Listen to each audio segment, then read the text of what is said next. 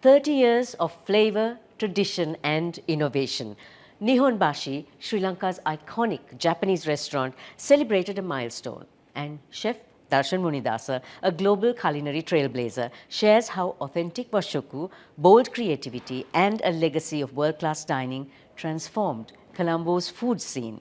Dharshan, congratulations, 30 years on, it's a long journey. How has your vision of bridging Japan and Sri Lanka through authentic Washoku evolved? The end goal was the same, of not changing what real Japanese food is. And I think that Sri Lanka has accepted a lot of that, maybe is partly due to our efforts. And I think it's also a lot to do with communication. Today, information about anything is so easily available, but it's how you digest that information. So for Sri Lanka, I think we were always connected to Japan through Buddhism or travel or people from Japan coming to Sri Lanka, all that, but we were never connected to food at this level. Today I see young Sri Lankans coming here and going wow about our food, and I'm proud to say that when these young couples, they go to Japan, we are the closest resemblance of what they see in Japan. So I think I'm proud to say that we achieved something.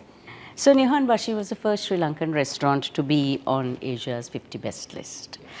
What did that recognition mean for you personally, but also for Sri Lanka's culinary offerings? Nihonbashi, I think even today we do things that other Japanese restaurants even in developed countries cannot do, such as buying tuna whole.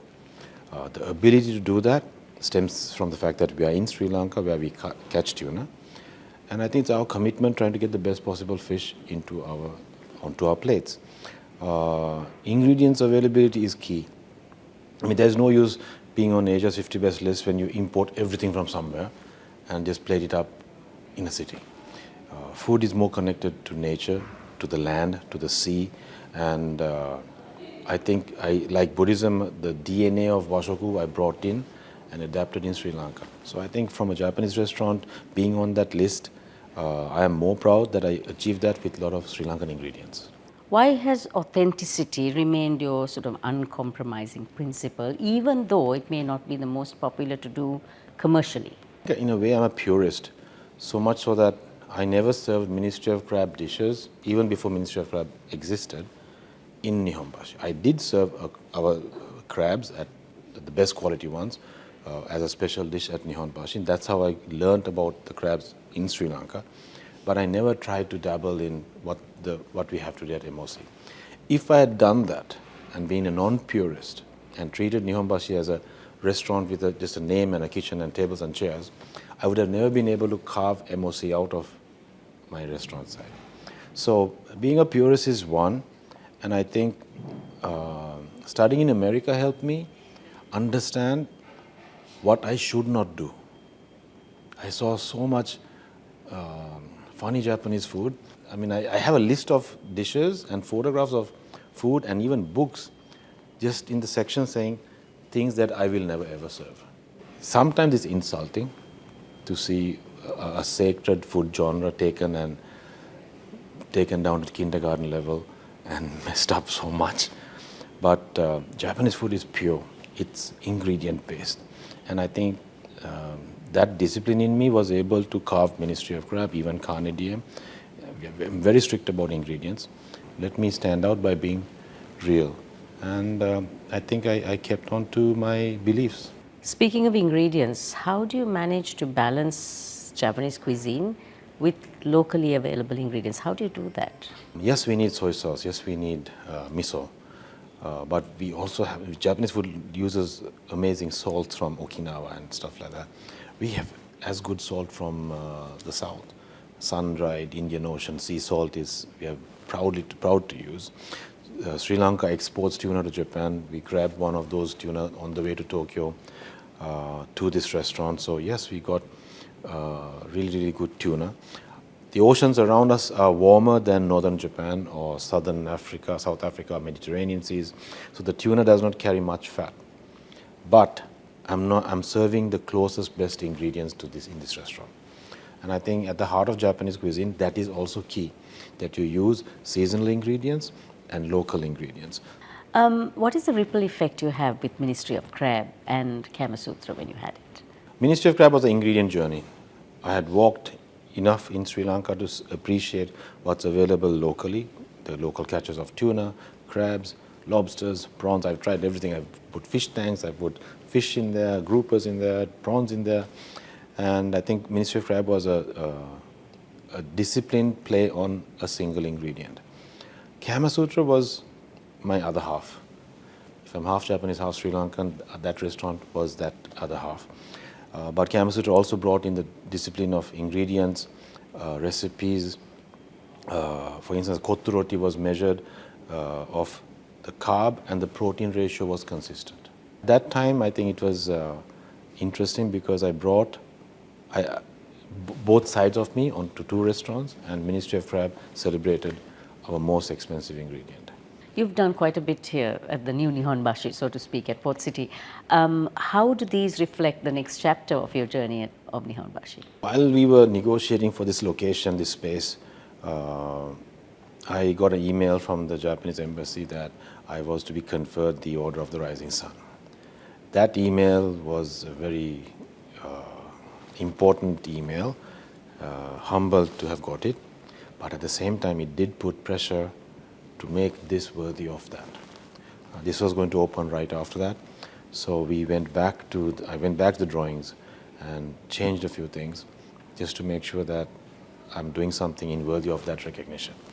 Having walked Sri Lanka for ingredients, you see Sri Lankan materials, and this room we are surrounded by 1,000 bamboos, all from Sri Lanka. Nobody told us that you have this much rock, like the rocks we use in the bars and the yakitori garden, etc. But we have all this. So it's a matter of remembering where we saw it, how to get it, and to uniquely use them in this environment.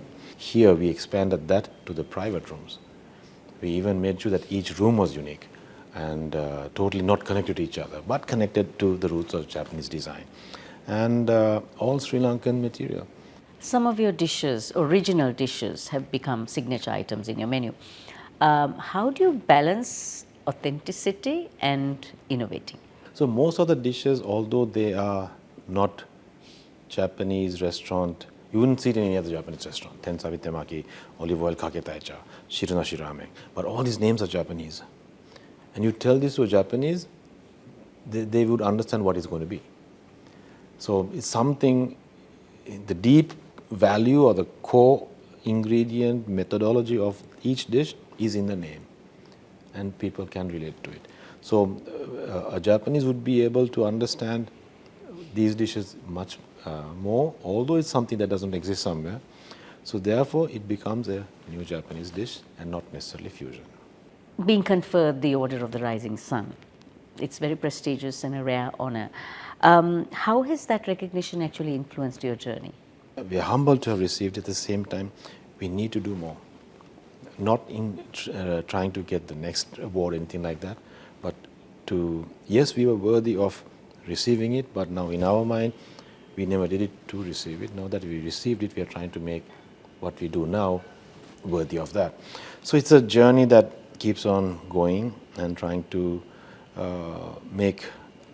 pay homage to what that is. Dharshan, looking back at 30 years, what has been your most challenging moment? All the challenges of running a restaurant from 1994 in Sri Lanka, 95 in Sri Lanka, has given us enough strength to go forward. It has not been easy. We had terrorist attacks, all the dark side of the 90s of Sri Lanka we went through. But every turn gave us a need to come up with a solution. So I think studying the situation, getting stronger with that. I mean, these are simple things that I can say now, but at that time we had to do it. It was not just one challenge that we are going to cry today about, but so many of them, and we overcame them. And I think Sri Lanka as a country, Sri Lankans as a people, we are so resilient. We come off all disasters somehow. I mean, last 20 years we've had a tsunami, we had COVID, we had economic crisis, and we somehow managed to get on top of things eventually. But yeah, up to that point, everything's been a challenge. And how do you envision the future of Nihonbashi and the future of Sri Lankan cuisine? Nihonbashi, I think, will continue to evolve. I think we are still at a stage that imports are so expensive, so there's not much we can do with bringing stuff from other countries, but we are growing things more. There are more cheeses available in Sri Lanka, made in Sri Lanka than ever before. And there's a good side to that also. And I think we can keep on trying with local ingredients. Sri Lankan food, I think with the number of tourists coming in, there is a natural appreciation, growth, documentation, photographs of our food and our culture. And I think we are taking to the world at all levels. Well, congratulations once again. Here's to the next 30 years. Thank you. Kaleidoscope is on YouTube, Facebook, Instagram, and LinkedIn. Do join, subscribe, follow, and like us for more.